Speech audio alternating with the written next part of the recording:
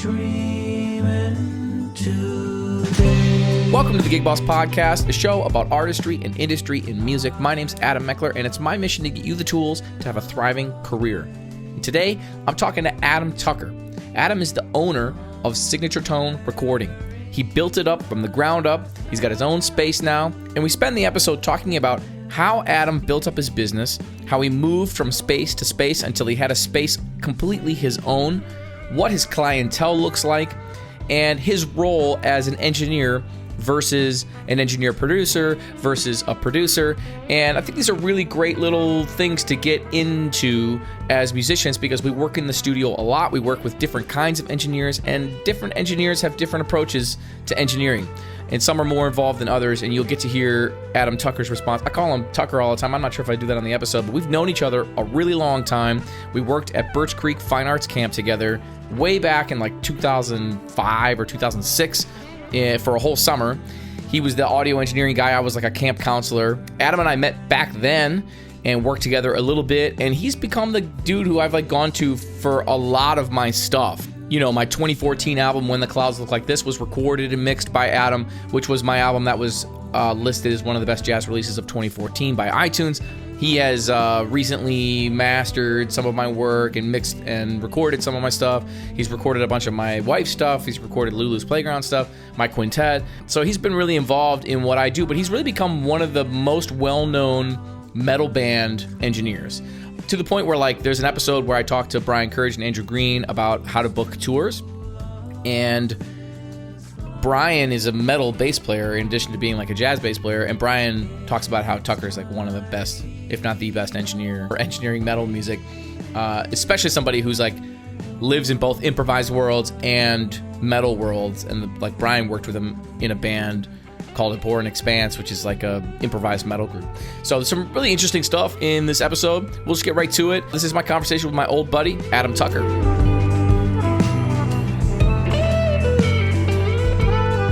Are you you're doing video for bands that come in too, yep. right? Oh yeah. Yep. You see that Dilly Dally Alley thing I put up? I don't know if I did. Oh, you should. They're very good. Okay. Cool. I'm going to write that down. Hold on, I got to get a piece of paper because I was taking a bunch of notes yesterday. I'll send it to you. I was interviewing Josh Williams yesterday. XJ Will, he goes by. He's like a sync licensing guy. It was really awesome. And I was just frantically taking notes because he was like, you haven't done X, Y, and Z yet? Dude, you got to get on that. I was like, oh, no. It is nice when there's an easy, like, that thing that everyone can do that's going to make your life better. Yeah. Totally. And there's a lot of that, you know. It's like the one thing, if it bears repeating, because I'm sure I think his episode may play first and then this one, but man, just going in and logging your gigs on ASCAP after you've played original music at venues, you know? It's like, I've done so much original music playing in so many venues, large and small, and I've never once logged a performance. It's like all my music's registered, but I've never logged a performance on ASCAP. It's like, why wasn't I told when I got 2 degrees in music? Why the fuck wasn't I told? Like, here's how you get your bag, man. Here's how you get your bag. If you're gonna play original music, here's how you get the bag. I was just hearing someone else, a couple clients have a conversation about ASCAP and BMI, and like they've been around long enough, they know what they're talking about too. But like, even as I was listening, I was like, I don't know enough about this. What's the benefit of doing it? But on my side of things, like I almost intentionally try not to think too much about that because I definitely want to separate myself personally. Yeah, I like to separate myself from that aspect of it because, like, boy, if I have to think about what are you going to do after this, it's like I need to worry about now.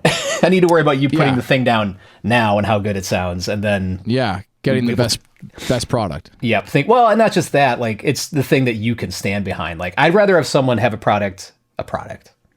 I'd rather have someone make some art that they care about, because if you care about it, other people are going to care about it. You know, sure. I think so. Like that's my focus, and then once you get that, everything else is just kind of reading the right blogs or reading the right books, whatever. But yes, I should also know more about that. I'm well aware. I mean, like it's all connected. It's like if you make your own music, you produce your own music, you own your own music, and then you can sort of exploit your own music however you see fit. So in a sense, is a product, and if we're not thinking about it that way, then we're missing out on ways that we can sustain ourselves and allow ourselves to continue to make art. It's like if we don't make money on the thing, how can we keep going? You know? That's an unless interesting we're question. supplementing with another source of income, which a lot of people do and is totally legit and fine, and that's great. Well, and I'll take it from my perspective. So Yeah. a lot of the people, I'd say the majority of the people I work with are that. They're people who are supplementing with incomes outside the studio, incomes outside the recording stuff. And like, to me, as the person recording them, they are as important as someone who is making their whole living with music, because they're my client. If you're my client and you're in front of me, I care about you as much as anybody else. And I wouldn't want to take a client on that doesn't. So like, from my perspective, as soon as you come through the door, I don't want to say I don't really care what happens outside of it, but what we have is like the time in the studio to get what you need done. And I've found that people that are doing things that they can stand behind, you've done records that you don't like, I assume. You've made enough records. So everyone I know that's made a record they don't like, they don't want to sell it. They don't want to show it to anybody. They don't want to promote it.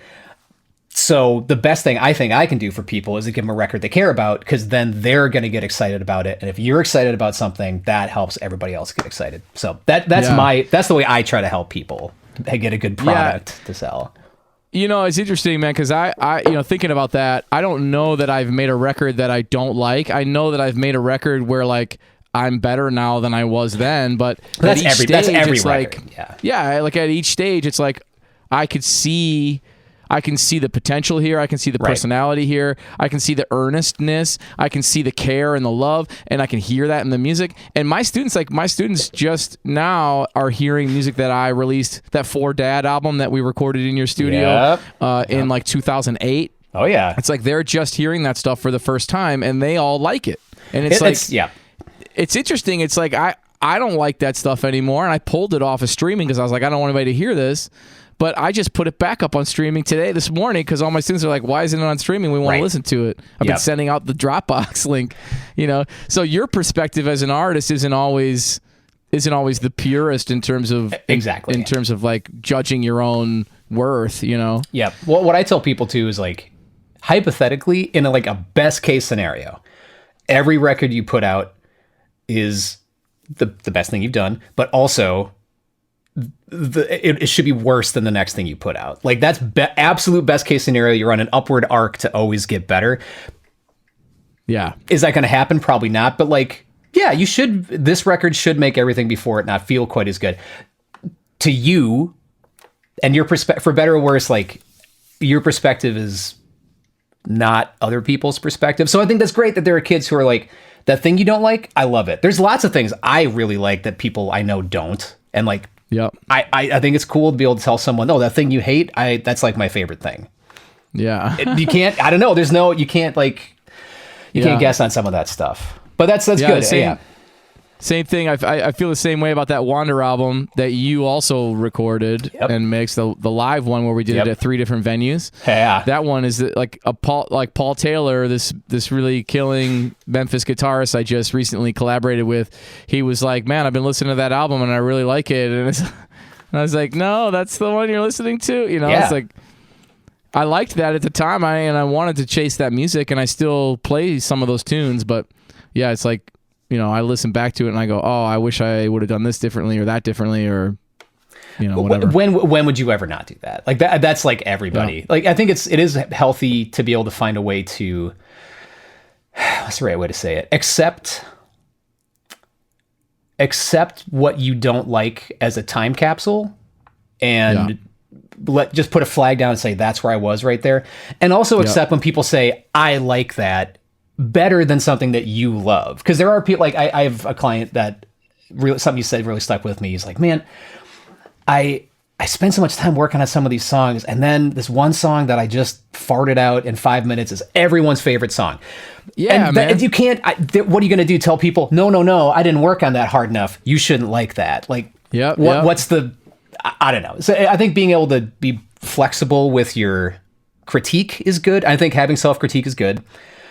Too much self-critique and you're in an infinite loop of like, well, I should have's, and oh no, that's bad, and da-da. But or not comparing enough yourself to other people. Right. and not enough, and you get better from it. So I don't know. It's an ongoing process. I'll tell you what, man. So many people have come on this podcast and said what you just said. So many people have been like, I didn't think this was the thing that was going to hit, but this was the thing that hit. It's always some unexpected thing. Yep. And I just experienced that myself in a lesser extent, like not with something I released, but with with a couple Instagram reels where I like duetted a couple people, and they're now like close to 1,000 likes on each one and tens of thousands of views. And it's like, why is it that the thing that I farted out in 5 seconds, I literally sat my phone where I'm sitting right now, I sat my phone up and played along without any mic, without any mixing, and I just threw it up on Instagram. And one of them I was like, man, I'm playing pretty sharp. Like I should have pulled out when I, on my horn to play a little less sharp. Whatever, fuck it, I'll post it. And then after an hour long rehearsal with my students, I come back and there's hundreds of likes on it. I'm like, oh, fuck.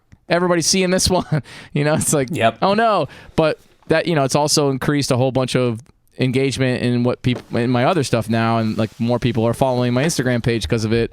That's great. So that's whatever. So I guess it's there's something positive. Yeah, I think there's two ways to think about it. Like there's something you said about like if something comes out easy and quick, probably means it's good and it connects with people on an easy and quick level. Like everyone likes pizza. Pizza's easy. Boom.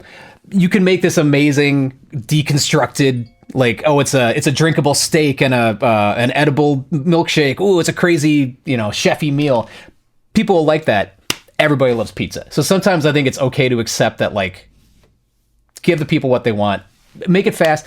And people like, going back to video stuff I've been doing, one of the reasons I like doing the videos with the people in the studio, which if you've seen any of them, are all real performances, as I'm tracking. So the reason I'm doing it is I'm catching video as I'm tracking the songs. Mm-hmm. So I can just go boop, line them up, and it's not like, oh, we got to make sure that the video lines up with the finished track. It is the finished track with the tracking video. And I think it's cool to see the process, and I think it's cool to see the honesty behind, like, this is what someone looks like when they're tracking a guitar part. It's not always cool because they're focusing. Yep. People like to see how the sausage is made, and they like radical honesty. And when you give them something that's just you being sharp on a horn, that's a tell that this isn't scrubbed and polished. It's just the thing you were like, here's me, and you give it to them, and that connects. Yeah. I think that connects. And with now that everybody can scrub and polish everything, it's like we're desiring to see a little more honesty or hear a little more honest. I've been hoping.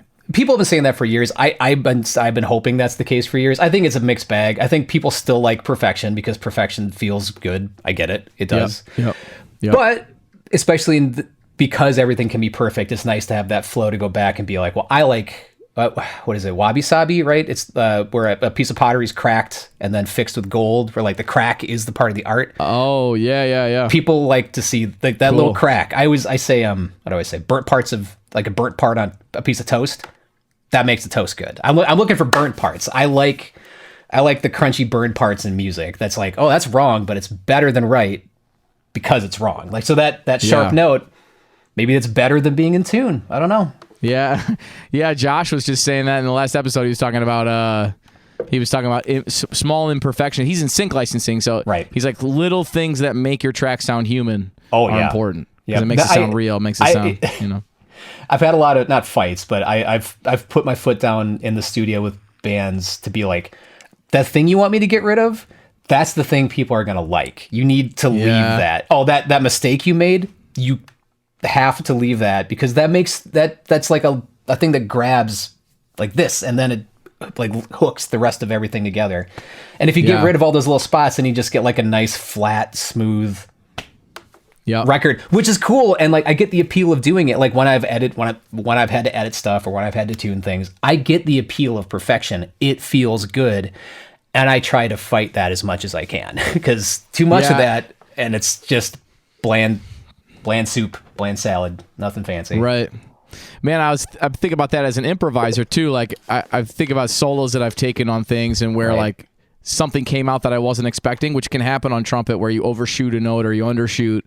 And that's sometimes my favorite part of a solo because it sounds different than what I always play. And it's like, oh, that's cool how I missed that thing. Exactly. There's something like that on a new album I put out in December with the Supercell guys. And It's definitely like somebody in the audience goes, "Woo!"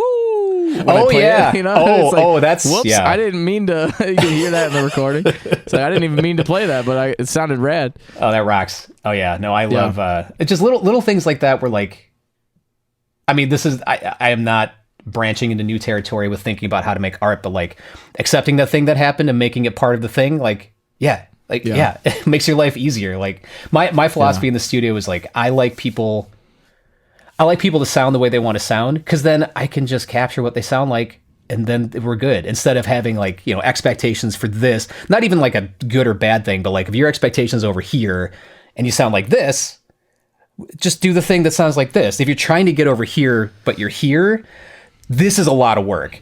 Just going like this, and now you can spend the time like delving into what makes this good, and I find that more pleasing for myself. And because I act like that, I feel like I tend to get clients that want to sound like that, and then the records sound like that. So that's what I'm trying to roll up, is people that can have that kind of not radical honesty, but like sound like what they sound like. Because I'm just intrinsically lazy. I just want people to just do the thing. Like, boom, okay, you're done, great. First take. I know that's awesome. not true, man. You know, I also think zooming out, it's healthy for us to find some way to accept ourselves as we are and love ourselves and go like, that's a beautiful thing that I just made, even though it's imperfect. You know, it's like there's a certain process as an artist. I think that's an important side of it too, and getting rid of the like constantly comparing yourself to other people and constantly going like, is this as good as so and so, or is this the way it should be? Of course. Will my mentors like this? You know what I mean? It's like, this is me. Yeah. I mean, for better or worse, like you're playing the game way more than I am, but like not just music, but everything online is like that now. Like, because you have the panopticon of being able to see everybody doing everything, it is incredibly easy to compare yourself all the time. And there are good things that can come of it for sure. But like, man, talk about an unhealthy brain space to be in. It's always being like, what are other people doing? Like, just being able to cloister yourself. And that, again, like at my space, I like to keep it very, like, when you're here, there is no outside, there's no windows, there's nothing. You're in the room. It could be 10 a.m. and you could be playing like it's 10 p.m. Like, I want you to focus on what's happening in here and not thinking too much. You are right, the thinking about how to monetize and do all that stuff, it is really important, but boy, I don't think the time for that is boom when the record's on. Yeah, you need to be able to get here. You know, so I try to get that, to push that away from people as much as I can. I've only had a couple people in the process be like, so how do I make money with this? And I'm just like, now is not the time. Now is not the time for this. That before, definitely think about it. Maybe after, definitely think about it. But literally right now, I need you to focus on your hi-hat. Like, you need to play that hi-hat in rhythm right, and then we'll deal with you making money on your music. Right. So going back to like developing as an artist, sure. I imagine it's similar being an engineer. I mean, you're both a musician and an engineer. So like, as an engineer, do you go back and listen to things that you mixed 10 years ago and go like, oh, if I would have done this differently or whatever? Or do you just kind of, are you able to accept that as a timestamp and move on in the same way that an artist might? I mean, kind of, sort of. I mean, I almost do the opposite, where I'll go back and I'll listen to stuff I've done and going like, how did I do that? Like, what? That's awesome. Cool. Like, what? I need to do that again. I forgot I used to do that. Like, I tend to, I don't know, man. I treat, like, I'm definitely like a caveman in the studio. Like, I'm not a precise technical boy. I'm very finger painty. So like, there's some things I used to do that I don't do anymore, and I'll listen back to a record and be like, I need to start doing that again, because that's super neat. Oh, I wish I had done that. So it's almost backwards, where I'm like, I wish I had done that in the brand new thing I did. Oh no. Yeah. So I don't know. And yes, obviously you can go back and listen to tracks and be like, I could have done that better. But I don't know. I always listen back, and sometimes I'm really pleasantly surprised by how good stuff holds up.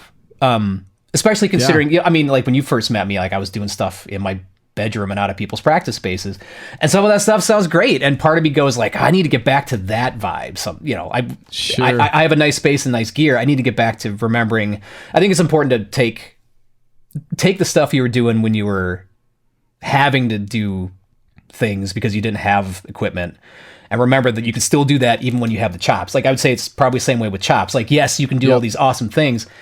What about that one silly trick you learned when you really early on, that was the one thing that made everyone go woo when you were soloing. Like, it's okay to pull that out, even though it's not hard. Like, doing simple stuff can be cool. So yeah, so I'd say it's a combination. Yes, I've heard I go back and go, I could do that better, but I like to go back and go, what can I take from that to make what I'm doing now better? I think that's a slightly healthier way to look at it. Yeah. So you mentioned starting out in your bedroom recording people and stuff. Can you talk? It seems like you had a few steps at least getting from there to where you are now, owning your own studio. Are you by yourself? Do you have a partner in this current studio? Because you did. Yeah. So you're by yourself. You had a partner with the previous space, if I remember correctly. And maybe before that, you're in your bedroom. Right. Before that, we're working at Birch Creek Fine Arts Center together in 2006. Don't say dates. And you're driving us, around in your van. So, how does a young person who wants to own their own studio, who's maybe getting an audio engineering degree, or who's like really pounding out some work in their own space, how do they get from a home studio in their bedroom to a space of their own, being able to financially afford that and all that stuff? Oh, I gotta go. See you later. I don't know. I would say the most. Or how did you do it? I guess. I think I can answer both. I'm trying to think of which one to start with. I mean, first off, be incredibly fortunate, because holy shit, like, being able to do this is not, like, I'm definitely not the kind of person that's like, I did everything. Like, I was in the right place and right time to work with cool bands, to have access to equipment, to have a partner who also is like a full person who works a job, and I have parents that are healthy, and now I have a 7-year-old who's also healthy. We so many things come together to be able to make this work, that like part of doing anything is just like, it's just be really lucky sometimes. Like, like all the cards have to align. That being said, something I think I'm good at is going, oh, that's an opportunity? Okay, I'll do that. Instead of like, I didn't have a firm path for what I wanted to do in my life. I would just go, A good example, when I was starting out, I was actually going to go to Madison for journalism, was my first. So that was my first thing I was going to do for college. A guidance counselor in high school went, hey, UW Oshkosh will give you a way better scholarship, and they have a recording degree in their music department. And I was like, cool, that's awesome. So I just did that, partially because I wanted to do recording, but also because I had a better scholarship. So I could go and spend less money in college, come out with less debt. That's the other thing. As little debt as humanly possible. I think that's really, that's not always a thing you can do, but oh man, being able to do things without having a big chunk of debt looming over your head can be helpful. But I would say probably the most important thing is just to do it. Playing music, recording music, doing anything, you do what you do. So like, I was just doing a lot of recording, and then I kept doing recording, and then people would ask me to do more recording, and I would do more recording, and now I'm doing recording. I could see focus on a genre, or were you just like anything? I'm a loud boy. I do a lot of heavy, weird stuff. I would say I focus on. I get a lot of people that don't fit in other places. Like I like recording people that A, want to sound like themselves, and B, are often misfits within their own genres. So like, I do a lot of loud, heavy stuff, but it's not certain kinds. It's definitely like weirder, more angular, which also ties in with doing jazz stuff. Like, I like doing jazz stuff because a lot of those people are also doing weird, angular, not super poppy stuff all the time. So I think it all kind of fits. But I'd say the number one thing, other than like being fortunate and looking for opportunities to make things work whenever you can, just do it a lot. Like, I went to school with kids that when I was in college, I was recording for fun on my spare time. I had a mobile rig. I'd take to people's spaces. I'd use the room at the school, and I would meet kids that were in the recording program that weren't recording. And I was like, but don't you want to do this? Like, wait, what do you want to do? Like, you can just record, especially nowadays when it's so easy to do it. Do you have an iPad? You can go record a band. You can do it. And it can sound pretty good. Like, the tools these days are like, I know, but like Lewis, my 7-year-old, has an iPad. Open up GarageBand, And it's like, yep, that's my job. There's the mix page. Yep, you can multi-track record. And that's literally what I do. So anyone can do it. And you don't have to have any special skills. It's just being there and doing it. Like playing music. Are you going to gig? Are you going to get out there and try to do stuff? Just do it. Yeah. Yep. And then, so how did you move then from like you found a partner and that's how you made that first space work, and that was how you were able to kind of scale to be on your own?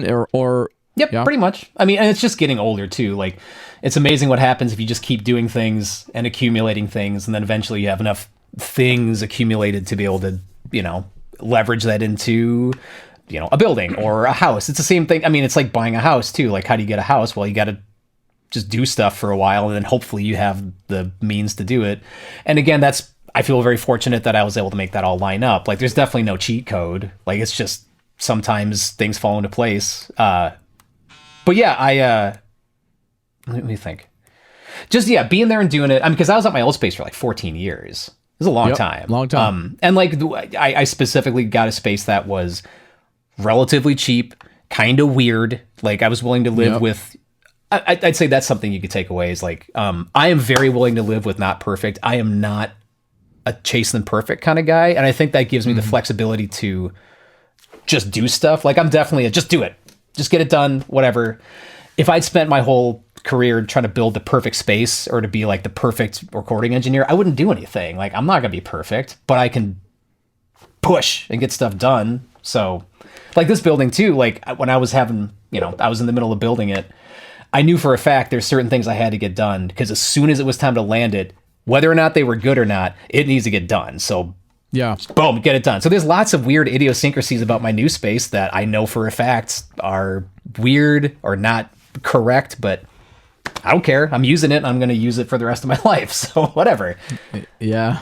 So accepting the way things are, I think feels like the theme of this conversation. Like, change is good, but also your previous space, it was a basement space. There were businesses above, so you couldn't record after a certain time, right? I mean, or like during a certain times of the day, maybe. Sort of. I mean, I would say that's also a thing with recording is like, if you're in a space next to other people, make friends with the other people you're next to, because it's amazing what you can do if you just have cool neighbors that like you. Oh, that's right. Be nice.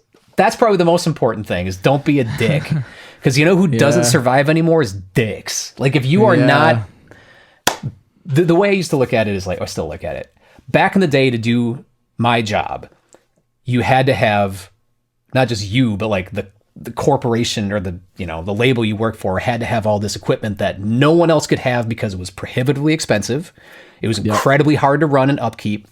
And, it was just a cloistered few had access to the good stuff. And then you could be as much of an asshole as you wanted to be because there's no choice.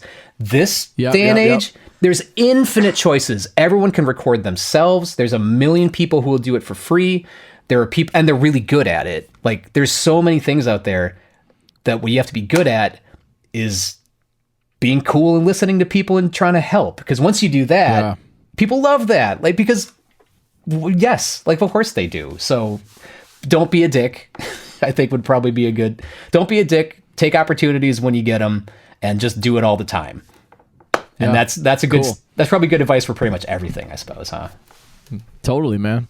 So you're a bass player. You play both jazz and metal. Whatever. And I know a couple other bass players that function in both of those worlds. What is it about you guys doing both? Is there some kind of connective tissue between jazz music and metal? So tell me about that. Oh man. Well, I mean, chops is one for sure. Because like to do heavy stuff, like there's a lot of things about it that involve just like weirder, more out there things you have to do with your physicality. So there's always crossover like that. I say jazz, drums specifically, like drums crossover probably the hardest because a lot of the really crazy stuff you have to do in heavy music is similar to a lot of the stuff you have to do in jazz as far as like just complexity and all that kind of stuff. So there's actually, I'd say probably the most, if we're looking at crossover, jazz and metal drummers have the most like crossover as far as like skills between the two. But it's, again, it's music that's not, I don't want to say not the norm, but like it's a little bit off the beaten path. It can get abrasive and weird. Big dynamics. Niche audiences too. Niche like audiences. Yep, exactly. Yeah. Yep, That's interesting to me. Yep, and being able to deep dive. I mean, I guess you can do that with any music, really. But like being able to go like, I really like this specific genre that was only really around for a couple years, or like this group of musicians that were making music, and just dive into it. And I think jazz and heavy stuff have a very similar crossover where it's like, I want to listen to just these specific recordings from the 60s, and I really like the way these jazz groups are doing it. I really like these recordings from the 90s from these really specific death metal bands from Florida, and I just want to listen to their demo tapes, and then you deep dive into that. So it allows people to... They're both genres for people that are good at going deep, and there's also, there's broadness, but like there's all the depth you can go into. But so those examples sound pretty personal to you. Yeah. Is that like...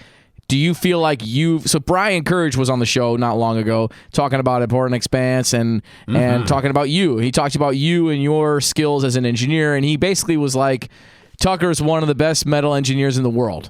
And sure. I was pretty blown away by, I figured you'd say that, but like I was pretty blown away by that. I was like, man, that is so cool to hear. So I'm curious, like, does your approach to doing heavy metal stuff or death metal stuff, and your approach to doing jazz stuff, like, do you have a unique approach because you've got both of those things that you've deep dived on as a listener, as an engineer? I mean, I certainly wouldn't say unique. Like, there's lots of other engineers that have that kind of crossover too. Like, I mean, it's just the nature of the game, especially being a bass player. Like, at some point, if you're a bassist, people are going to ask you to do all kinds of stuff. So I wouldn't be surprised if lots of other bass players that just have to cross genres because someone's like, oh, I need someone to do this thing. Can you try this thing? Especially if you're a jazz bass player and you have the skills for it.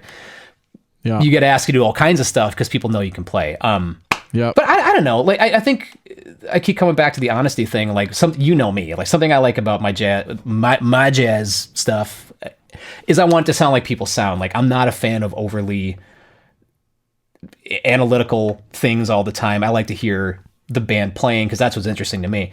And that comes across in the way I do heavy stuff too. Like, I'm interested in the band playing. Like, I don't want to hear... Yeah. I don't love hearing me.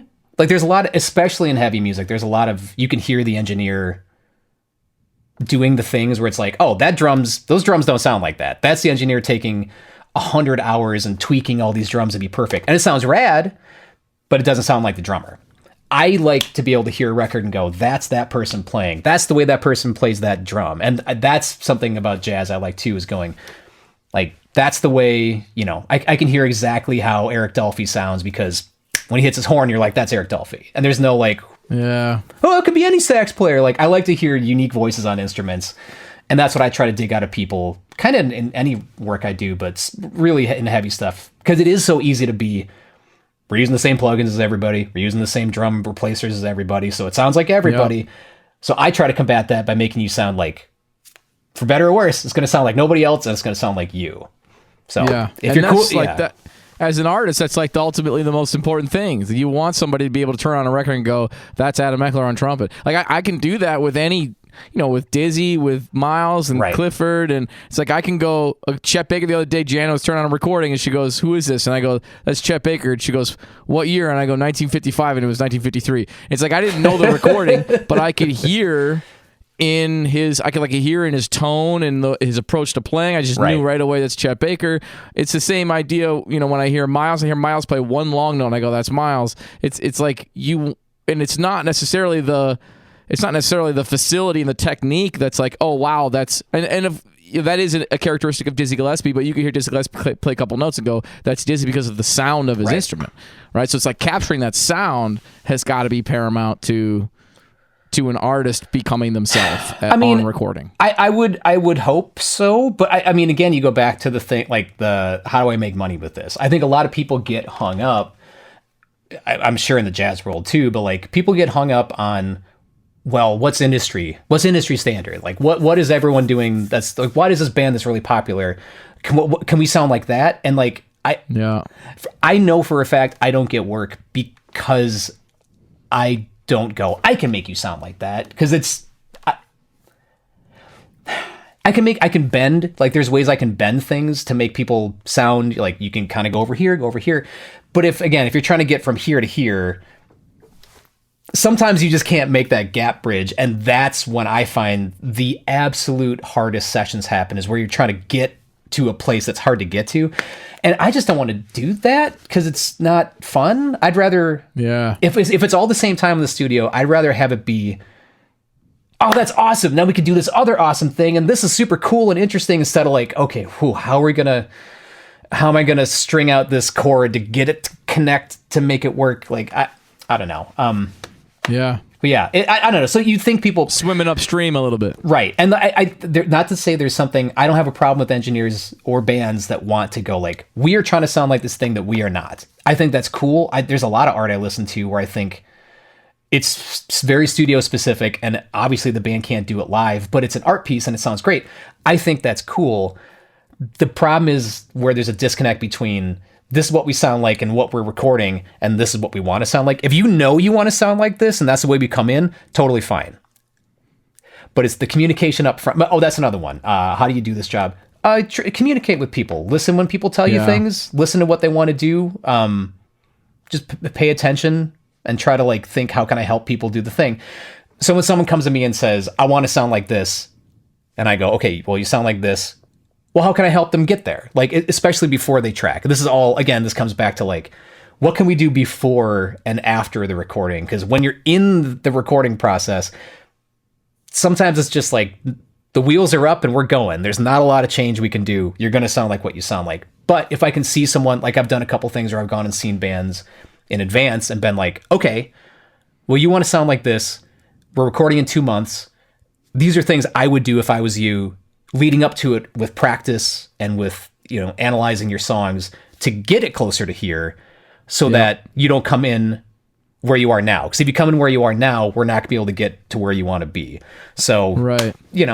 Thinking like I think having intent is really important with music. And I like to make people tell me what their intent is so that I can help them. Like, I don't want to be in charge of everything you're doing. I need to know what you want, and then I can help. So maybe I think that's, if people say they like me, it's probably because I am a mirror and people like themselves. So I think a lot of times people like me because they like what they're doing and they get it out of, I can help them see what they're doing and put it out. So I like to just be a part of the process and then just make people's brains recognize what they're seeing in the mirror. I think that can be a really healthy thing. Yeah.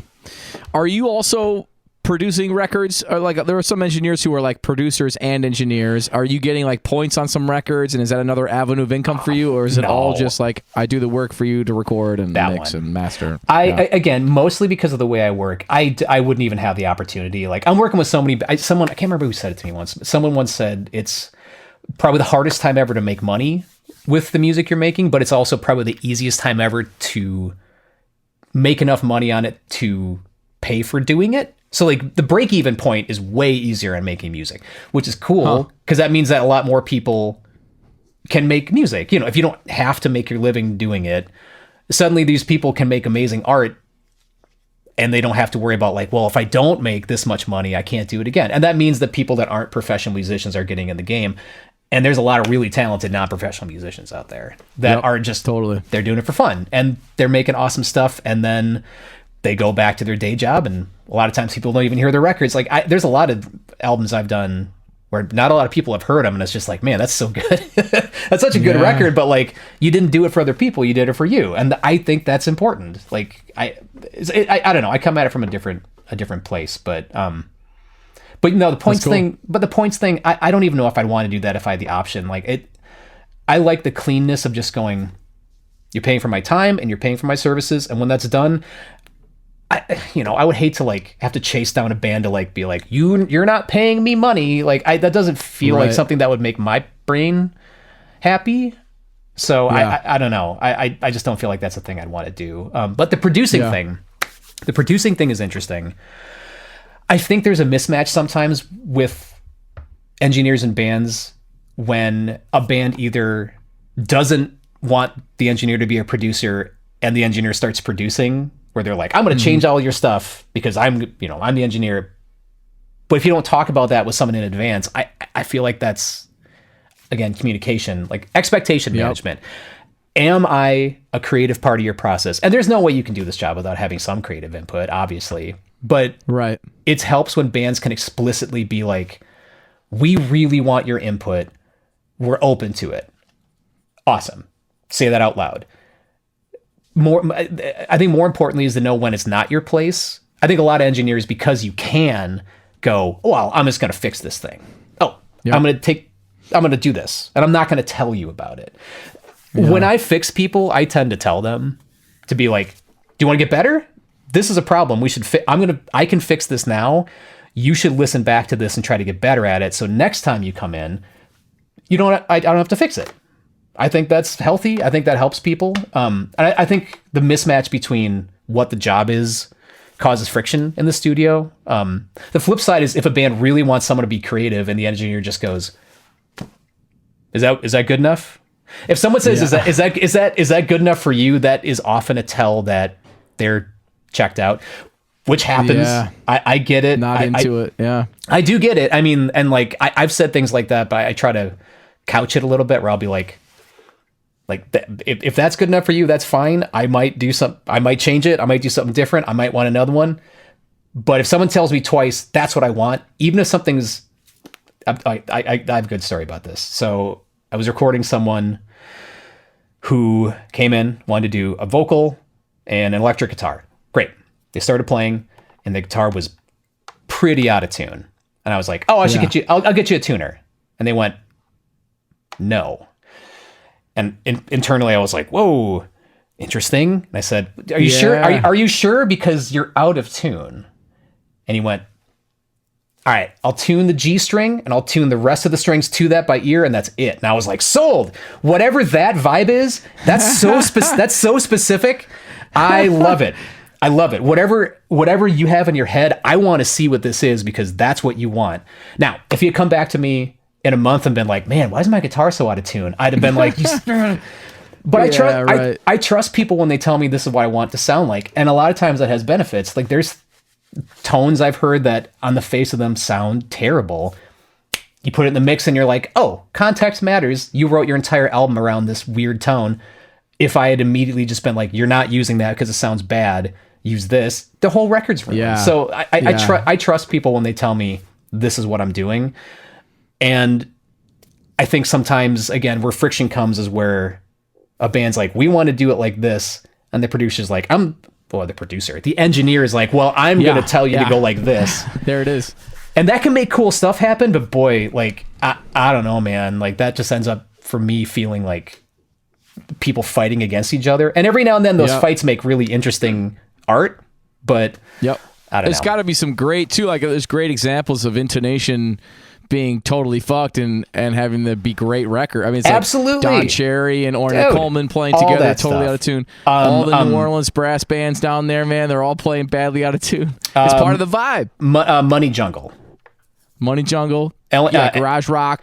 Well, no, Money Jungle, Ellington, Max Roach, the Ellington and Mingus, and it was Mingus and Max were fighting in the studio. And it sounds like it because the music is just like, and Mingus is just he's pulling the string off the fretboard and just dicking around for like long periods of time. And it sounds like people having a bad time. And Ellington's just in the middle being like, come on, guys. Come on. Please just play the songs. But it sounds awesome. So like you get cool records out of conflict, but like, I would say that's not always... That's the exception that proves the rule, as opposed to like, oh, you got to make every session a nightmare, and then you get great records now. I would rather have good communication and trust. And bad intonation doesn't always represent conflict either. I mean, no. Bad intonation can be purposeful. Absolutely. Yep. I mean, again, look at good vocalists, like because you can slap a tuner on any vocalist now, you can see like, oh, that's how Bowie approaches a note, and that's how he's sharp and then comes down, or like, you can see the little fingerprints for what makes a person. And if you take too much time scrubbing that out, it's like having smooth fingers. There's no fingerprint. And then, but again, I don't say that to critique engineers that do that, because sometimes the sound is the process And that's great when that's what the intent is. And that's where the Head Start button for me is, where it's like, is the intent to make a totally studioed out, perfect record where you can really hear the engineer, or is it to make a more transparent record where you hear the band? And if you don't know which one is which as you're working, I could have a band come in, and this is why I try to be so open about it. I don't want a band come to me and go, we want to sound very uber produced and very specific, and then have me not do that. I want to know if they want to sound like that, so that I can have a conversation with them about, like, well, that's not always the way I work. Are you cool if it sounds like this? Because I don't want to disappoint someone that wants something that I don't do. So, I'm not trying to trick people into working with me. I try to be very open with, like, this is what I sound like, and if you don't like it, I'm not going to get offended. Like, there's a lot of other people to work with, and the only thing there are more of than engineers is bands. So there's always bands, and they keep making them younger and younger. Oh, all these young kids, oh, they're so talented. Oh, they're so talented. Oh, so good. Yeah, we got to get Augie and Lewis to start a band together. Oh, man. Yeah, got to get... I have a feeling Louis is going to be more of a drummer boy than anything else. I think he's definitely got that caveman attitude. That's for sure. Yeah. Yeah. I mean, so you're a parent. Like, how do you feel like are you, I don't want to say pushing music on your kid, but how do you approach trying to put instruments in front of your child? Yeah, I'm pushing it on him. No. No, man. It's so interesting. I was just saying this the other day to a friend that, like, Augie did this thing at school about Dad. It was a while ago, and it was like, Dad likes this and Dad likes that, and it was like, Dad loves to shoot hoops and play basketball. Dad loves the Steelers. Dad loves these other things. Never mentioned music in any of it. And interesting. I was like, am I not? Huh. Do I love music in his eyes? Am I happier when I'm doing those other things? It was such an eye opener. Yeah. And I thought I'd be happy with whatever. I really want my kids to love music, and right. I want them to see that I love music, and I want them to, like, they hear me practicing all the time. They hear me playing guitar and writing songs. They hear me playing piano and singing. It's like they hear me doing that all. I'm constantly playing when I'm home. So it's like they're just in it. And I think that when your tribe makes music, you're going to make music. It's not like you're forcing things on your kids. They're just growing up in the language, and so they're going to know the language. It's just like they're just absorbing it. And so they can decide whether they want to, like, do music professionally or go major in music in college some other time. But it's like they're definitely going to play music. There's no doubt about it in my mind. Like Hobbs, he's singing all the time, and this morning he was singing something, and we were like, "Did you make that up, buddy? Is that a song?" And he goes, "No, I just made it up." So we're like, "Oh, you awesome. wrote that? You wrote that song? We can help you figure it out on piano." And then we'll go to, and he's 5, and so Augie takes piano lessons now, and we'll go, like, before you can play Minecraft, you got to practice your piano. But it's like we don't try to frame it that way. We try to go like, all right, it's piano and then Minecraft. We're putting two things together that are fun. Right. It's piano and then Minecraft, So it's not like it's not a drag to have to practice. Right. But then you also see, like, my niece, Jake's daughter, Addie, she just is at the piano all the time. I mean, cool. Like, at least when we were at the Christmas house during Christmas, there's a piano there, and she's just there. It's like nobody has to go, Addie, go practice piano. Right. She's making up songs. She's playing chords. She's doing all kinds of stuff all on her own because she's just drawn to it. And so I see a little more of a natural draw, but then when Augie's around her for a week, he comes home and he's playing all the songs that she played, and she's teaching him stuff when we're there, and so then he's a little hungrier because there's a kid that his age that's more into it. Cool. And so part of it's that too. Part of it's just like your social environment. It's like kids at school are into Pokemon cards, so he's into Pokemon cards, and so, like, if kids at school were into piano, he'd be more into piano. But they both play trumpet, they both sing all the time, and they're both great at all those things. They both can keep a steady beat, and it's like they know that stuff because they've grown up in it. There's pictures of Augie as a 2-year-old playing trumpet on stage in front of me playing bass. That's cool. So Yeah, I mean, how do you feel about that with Louis? I mean, it's obviously I'm doing less music in the home than you are. So like, I think for me, I want to try to figure out like what he's into and like move with it. But I think there is a certain amount of like the lessons thing is an interesting one. Like a kid's not going to go out and get piano lessons on his own. You do have to like put them into that a bit. So I'm trying to figure out the balance between like steering him towards something and giving him the opportunity to see if he likes it. But like, I also wouldn't want to be like, you have to do this thing, even though that could be beneficial if you want them to do the thing. But at some point, like they're a person and they need to make their own choices too. I don't know. They decide, I mean, like if they decide later on that that's what they want to do, then they have that foundation of piano, you know, and like, I think that's, because there's plenty of people who said my mom had to make me practice, and then all of a sudden I really fell in love with this one album, and I really wanted to make music, and I was really happy that my mom made me practice all those years. But my mom always told me I never had to tell you to practice. Yep. It's almost you like just came home and played your trumpet. It's like kids are different. It's like all kids are just a little bit different, and it's almost like everyone's different. There's no hard and fast rule to do anything. Like it's all situational and person based. Yeah, I don't know. There was one moment recently where Lou, like out of nowhere, was just like, when I get older, can I come help you in the studio? And I was like, yes, you could come right now. Come right now. Like please do that. So that was nice. And he's getting old enough now that like, you know, he comes and hangs out and like, you know, he's just kind of here, like doing his own thing. But yeah, I'm trying to have him be in the space to feel like this is what it feels like to be here. I'm probably pretty soon I'm going to get him set up, because he's also walking around singing songs where I'm like, that's pretty good.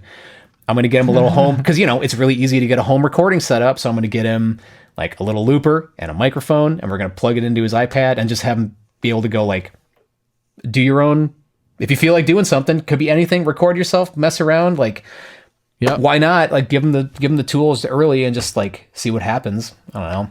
Yeah. I've set Augie up with my MIDI keyboard and a microphone. Nice. And then I just create a bunch of tracks in Pro Tools, and then I just tell him, when you want to make another layer, let me know, and we'll go back to the beginning, and I'll hit record. And I just kind of walked him through it. That was like maybe when he was 5, and he did a whole bunch of that. I've got a bunch of stuff of him just layering, a whole bunch of stuff, singing, playing keyboard. Awesome. You know, and he didn't really know. He hadn't taken piano lessons really yet at that time.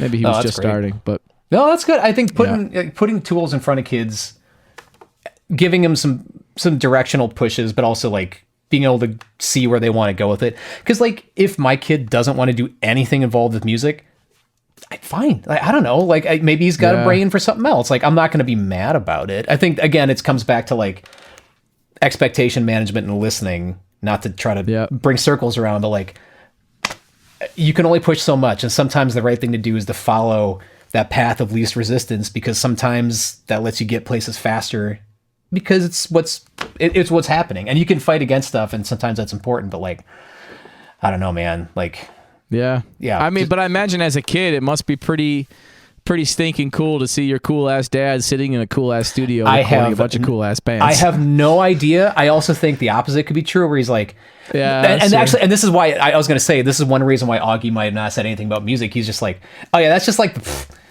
the thing my dad does, whatever. But what he likes is this stuff. Like you're so into it that it's just like not even, he wouldn't even think about it as being a thing that you could or could not like. It's like, well, my dad is music, so he just is that. It's like saying my dad has, whatever color eyes you have. I don't even know. He's just got those color. He's just got those eyes, but he loves the Steelers. You know, hazel eyes. Oh, very fancy. I don't know, man. I think I keep coming back to like do the thing you do, because that is like, it just happens to be apparently this is the thing I do. Like I've been doing it long enough that it's what I do. You know, so if you want to get good at trumpet, you gotta just play trumpet. Doesn't even mean practice trumpet all the time. It just means you have to play, be there, think about it, just do it. Like, fall in love with it. You gotta fall in love with it. That's ultimately it. Yep. So you have to fall in love with playing, because you're gonna have to play all the time. There's fundamentals. There's certain things you're gonna have to buckle down and do. But if you can just fall in love with playing, whatever. And I'd say even playing along to recordings you like, and doing it early too, because at some point, like, if you're right about the momentum, you get that momentum going, you get that base set early, there can be periods where you're like, I don't love it, but I'll still do it. Yep. And then you can sustain those periods where you can come back around and be like, no, I love it again. Because if you have a hard and fast, love of something 24/7 all the time for your whole life, that sounds psychotic. There's going to be a point where you're like, I don't like this. Like, I get it. Like, I was just talking, I'm almost 40, and like, I know engineers that were, working at studios that were, at this point, I realize now, like 12 years younger than I am now. And they're like, I'm so burned out. Like, yeah, you can burn yourself out. Like, doing any job will burn you out. Like, this is a job. Yep. Like, recording is a job. The way you're doing music is a job. And at some point, you're going to not always have that, like, oh, I just love it, which is healthy because that's how people take advantage of you, where they're like, oh, you just love doing this, right? Like, well, yeah. No, I mean, it's a job though. So like, no. So you have to pay me like it's a job. And once you do that, at least for me, like if I can, when I get someone to agree to like, this is the rate, this is what it's going to cost, we agree to it, everybody's cool. Now I can stop thinking about that and just do the fun thing. I like to not have to think about that, so I can focus on the art. I'm sure you're the same way, where like, if you're worrying about, again, this comes back to how am I going to get paid? If you're worrying about that in the art process, man, that's distracting. So being able to not have to think about that, I think, can be a really healthy thing. But I don't know, man. Totally. Do it a lot. Don't be a dick. Listen to people. Don't be a dick. And just be on it as much as you possibly can, and be willing to accept that sometimes it's not always going to be fun. That's the other thing too, is if you think it's always going to be fun, well, you're wrong. There's lots of times with the studio or with any art where it's like, oh, the thing I loved is the thing I hate now. The word, like the classic, the classic tragedy. Like, I know lots of kids I went to school with who were like, oh, I'm not going to record for a living because I would hate it. And I want to enjoy it. Like, totally fair. Totally fair. Nothing more fun than taking what you love and just hammering it to the point where you hate it. Like, what a crappy thing to do. So like, sometimes it's good not to do that. And on that note, right? Hey, thanks for hanging with me, Matt. Do you want to send me a couple of like videos that you made in your space that I can link in the description? Oh, baby, and then we can put your website there. And it's youtube.com/Signaturetone recording. I'll send it over to you. Lots of loud, weird stuff. The thing, actually, I don't think it's the newest thing that's up, but that Dilly Dally Alley track is, I mean, it's got a lot of really killer players, a lot of really killer sounds. It's like a little bit more palatable, I would say, but really crazy good writing, super interesting stuff. And again, it fits my mold of like people that are doing something that sounds like them.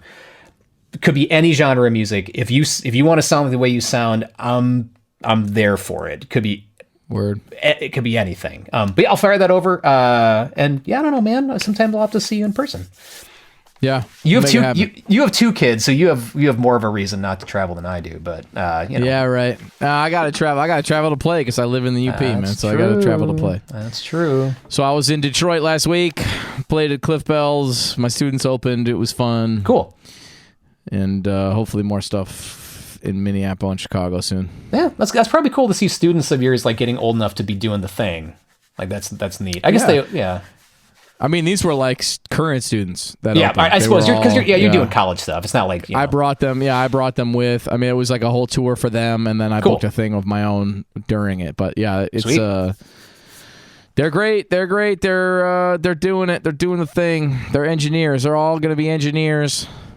Just do the thing, engineers, man. Like mechanical engineers and materials engineers and civil engineers and forestry majors and some of them are auto production, but that's what I'm saying, man. Like, there's so many crazy talented people who.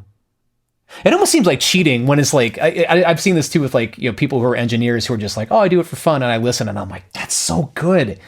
It's so good, and you're just doing that for fun in your spare time. Dang, but that's everything, like. Yeah.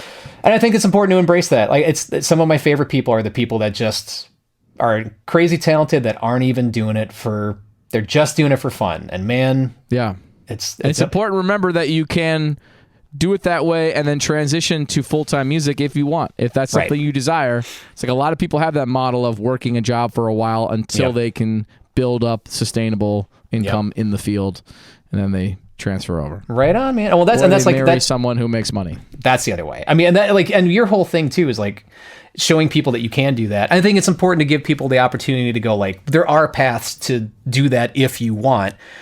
Oh yeah, Yeah, and I think it's really important to do that, and then also to have the flip side of like, but you don't have to. Like, it's nice to know that you can continue to make art and exist and do cool stuff. And there's all these different paths for it, especially compared to the past. Like, there's so many different ways to put things together. So many different, like, you know, those slices of gray between professional musician and total hobbyist. Like, there's all these things in between, and you can take tips like you can give out and get to here, and maybe that feels better than being here, or go from here and really take it all the way up. I'm doing a lot of pointing, I realize. That's good. I'm glad it's working. Oh, good. I feel good about that. It's working for me. Oh, well. All right. Well, good, man. Yeah. No, Not in that way. Yeah. Whatever, dude. I don't care. This is a safe environment. It's fine. This is a safe space. I'm just saying, man. To express myself. It's amazing what happens when you sit in a chair in front of a bunch of equipment. The things that people will tell you, and you're like, that's very personal. Like, thank you for sharing. That's very nice. And again, like, that's why being nice and listening is important, because at some point in this job, people are going to be bringing their life into it. And if you can be there for them, you can help people out in different ways than just music. And that feels, I don't know, being nice and helping people feels good. Fills my bucket up. Have you heard this? Like my kids, Louis is always talking about being a bucket filler. Or like, you can fill someone else's bucket, and that helps fill your bucket of, like, you know, being positive. I think it's a really great way to look at stuff. So, like, I'm trying to be a bucket filler. There's a great old tune, great old New Orleans tune. Yes, my bucket's got a hole in it. Yeah, my bucket's got a hole in it. Yeah, my bucket's got a hole in it, and it won't hold no beer. I don't know if that's a metaphor or not, but there you go. I mean, something you gotta be careful. Sometimes it gets naughty when you start talking about that kind of stuff. Yeah. But yeah, man. No, I appreciate being able to come on. I know this is a popular thing, so thank you for involving me in your popular thing. It's growing. It's all right. We're just I'm grinding, you know. Pump it up, Try to dog. grow it. Mm-hmm. Pump it up. Mm-hmm. Thanks, man. Yeah, no worries. You. Thanks so much for listening to my conversation with Adam Tucker. Listen, if you like the show, I'd really appreciate it if you told a friend, if you rated us 5 stars, and followed us wherever you listen. And hey, if you're a gigging musician, a band leader, please download the Gig Boss app. Give it a try. It is totally free. It's on iOS and Android. I've been working super hard on adding new features. You can now put links in the notes section, which is a game changer. Now you can put like tune, recording, chart, tune, recording, chart, tune, recording, chart. You can put set lists up there with the charts and the recordings. Super awesome. Then it's all accessible in your gig details feed. We're building out more features as we speak. And if you're somebody who's downloaded the app, you can expect to get an email from me soon, because I'm just going to reach out and try to learn more about you. That's it. I just want to know what you're doing, what you're using the app for, so we can make the best and most useful version of Gig Boss app. Thank you all for listening. See you next time.